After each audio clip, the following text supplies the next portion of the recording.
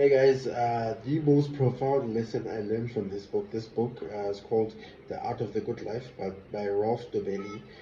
Is basically something called mental accounting. Mental accounting is basically something like accounting for certain biases your brain might have.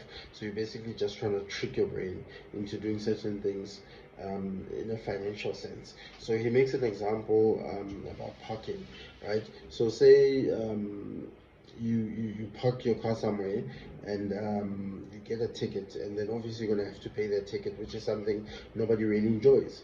But he says what you should actually do is say, okay, you realize that probably in a year you're probably going to get like a few tickets, right? So basically just budget today for future tickets that you might get within a certain period of time, right?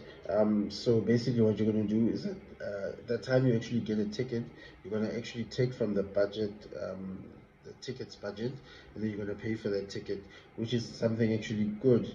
Why? Because you're actually taking a past budget to pay for a future budget, instead of taking today's budget to pay for something, an unexpected expense today.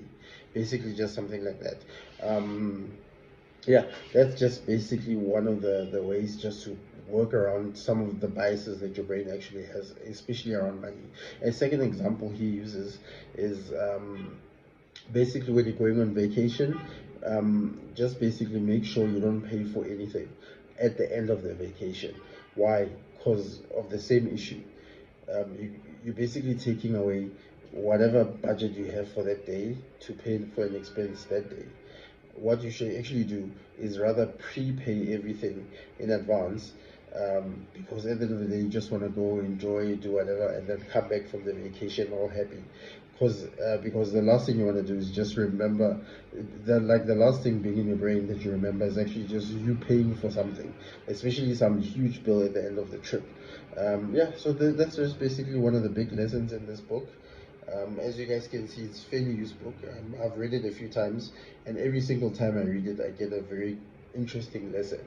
Very well written book. I think he also wrote a book, The Art of Thinking Clearly, as well. If you guys get a chance, this is a book you would want to read. Anyway, guys, cheers. I hope that was helpful to somebody. Bye.